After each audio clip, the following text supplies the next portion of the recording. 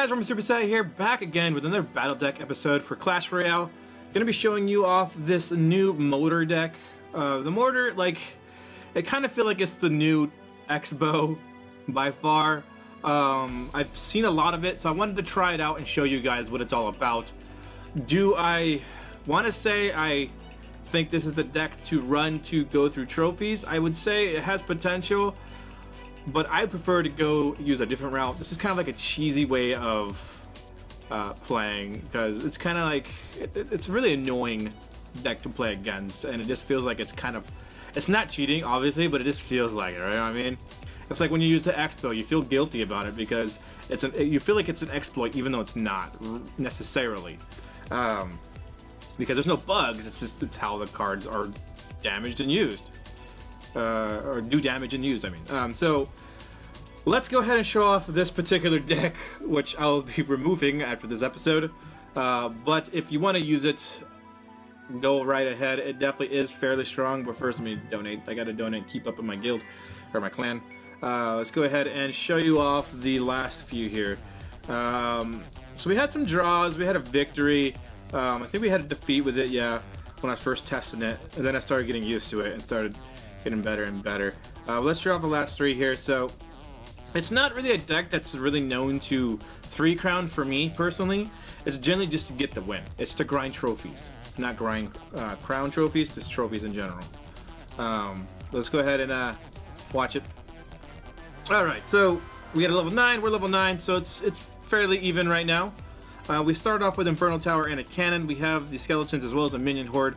The skeletons are there to kind of cushion the damage on my defensive buildings, primarily my mortar.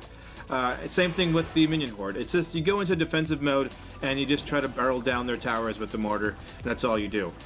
He does have the P.E.K.K.A. So I have the Infernal Tower. The Infernal Tower is great at taking out large minions here, or troops.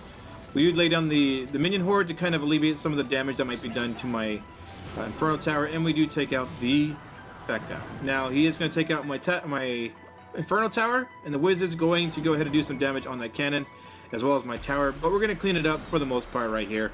So he got one pop shot off on my tower, but now we're going to go ahead and lay down our elixir collector, start building our elixir efficiency here.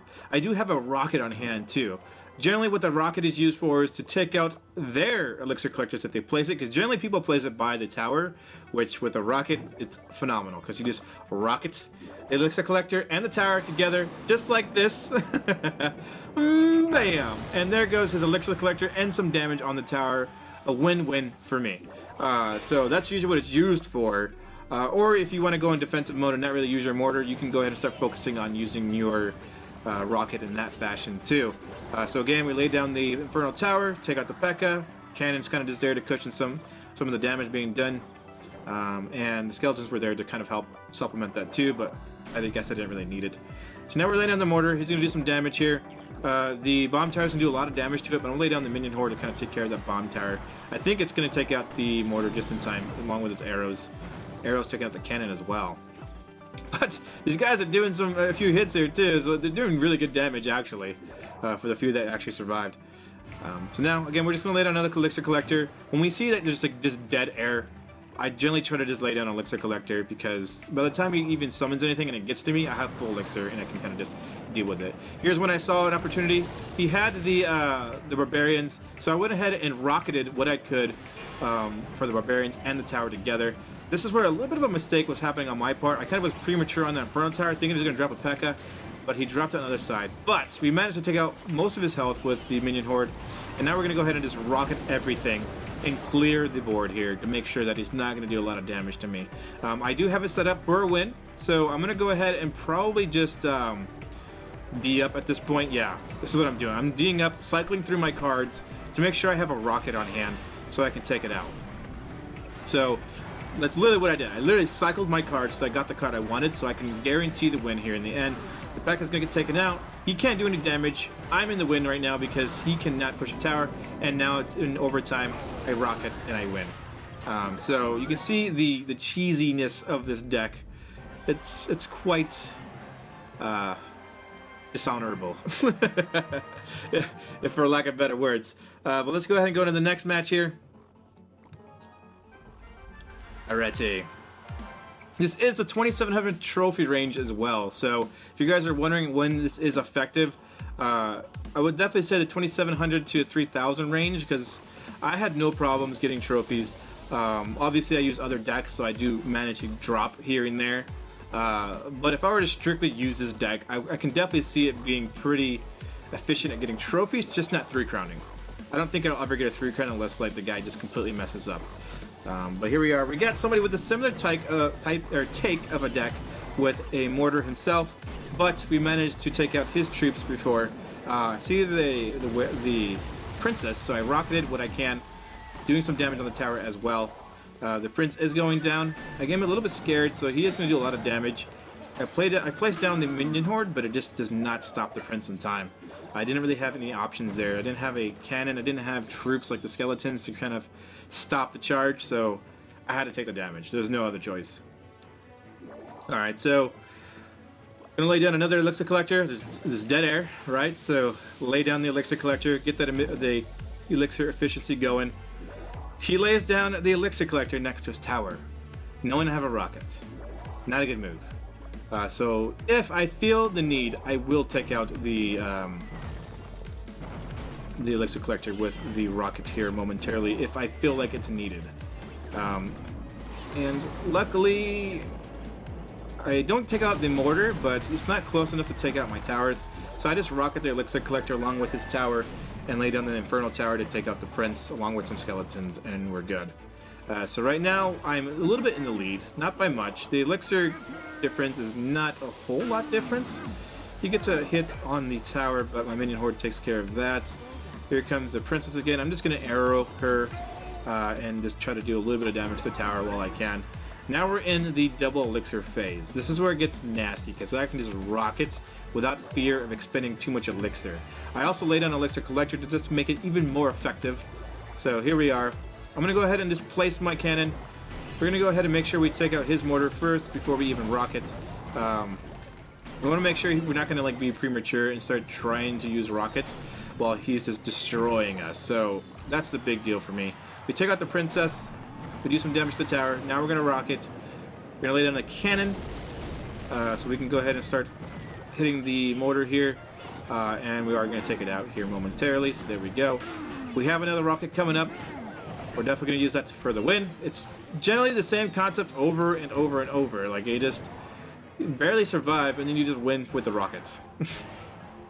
Yeah, it's just ridiculous. So now I'm just D'ing up. Nothing he can do. And the rocket is getting ready to cast. There we go.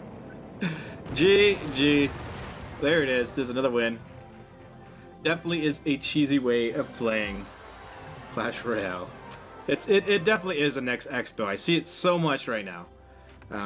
Let's go ahead and go to the last match here.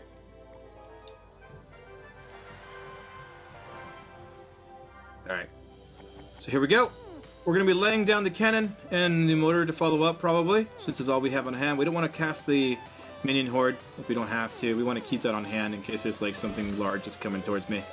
Oh, this is the one with the golem. This is the one that was kind of interesting. And he actually had a similar type of playstyle. He went a little bit more defensive with that infernal tower.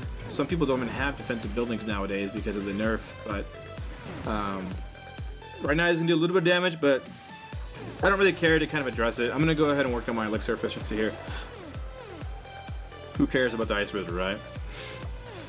He's good if in groups, but alone on a tower, it's not really a big threat. So he lays down the golem. I have an infernal tower, so I'm going to lay it down. I'm going to go ahead and rocket the left side, I think. Maybe? No, looks like I'm waiting to address the golem. I'm not sure what he wants to drop, so I guess it's kind of a good idea. I want to make sure that I have what I need to take out this guy. Unfortunately, we do manage to deviate his attention from our tower onto our cannons, and he doesn't get very far with that golem. So we're looking pretty good. These guys are going to get taken out by the Ice Wizard, though, and the tower. They're going to do a little bit of damage, though, so it's not all lost. Now we're going to go ahead and rocket that building over there along with the elixir collector. Again, I don't really care about the Ice Wizard. He does barely any damage. He does like less damage than like the spear goblins, I feel, as far as by himself.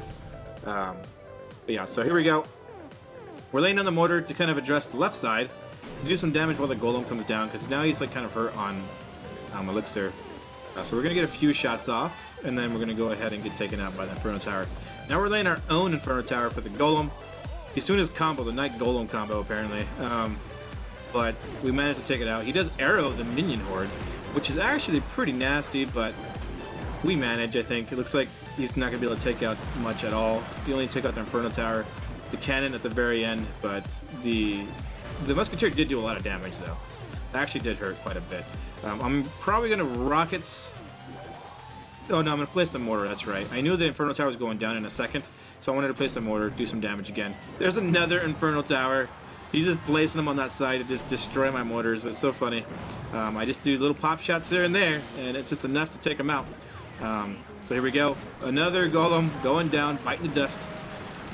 We are definitely going to get hurt by this Musketeer Ice combo, though. That's pretty brutal.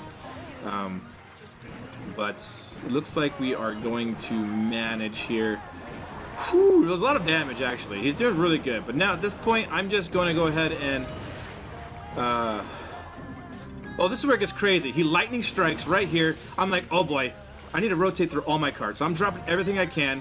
Arrows, I don't care. I'm dropping everything. I'm getting that rocket right now because I don't want him to have anything to do to where he can just spell my tower and win. So that was the last thing I did. I cycled through my cards as fast as I could, knowing that if I didn't, I would lose. So therefore, that was a really close match. He could have potentially gotten that lightning spell back and won with a lightning spell, and I would have been really mad. So I had to make sure I immediately cycled through all those cards to get that rocket back. But yeah, GG. That was definitely a good match. So there we go. That's the deck. There we go. So it's a minion horde, skeletons, a mortar, an inferno tower, a elixir collector, a rocket, a cannon, and some arrows. So again, the elixir collector is there for elixir efficiency. Inferno tower is there to take out large troops like the golem, the P.E.K.K.A., the skeleton giant, all that stuff. Even barbarians, it's decent against, as long as you have something to kind of get the attention of the barbarians off the inferno tower. So like the skeletons, which is what we get to next. The skeletons are used to distract troops in general, like the prince, not necessarily the dark prince, the prince though. The prince is a good one. Dark prince, it's a waste. But yeah, so the prince definitely is countered by the skeletons because the charge is completely negated by the skeletons since they're so cheap, and then it gives time for your tower or for you to react in other ways to take out the prince. Minion horde's there to take out big troops as well, or also just do counter air measures here. And then the cannon as well as the rocket are there for not just defense but also offense. Cannon being that it can protect the motor and also take out defensive buildings around the motor that are trying to take it out, or just troops that are trying to take out the motor itself. Rocket is again used to take out towers or troops if need be. I used it once in that one match where I took out the P.E.K.K.A. and all the troops together. And outside of that, the arrows, obviously we know what the arrows are for, taking out hordes of troops, of light troops, small troops. But yeah, hope you guys enjoyed this one. Let me know if you think this is the next big cheesy deck to replace Expo. Since Expo is not used anywhere near as much, I think Mortar has stepped up to the plate to take its place, and it's quite annoying for sure. But yeah, GG. Hope you guys enjoyed this episode. I'll see you guys next time. Later.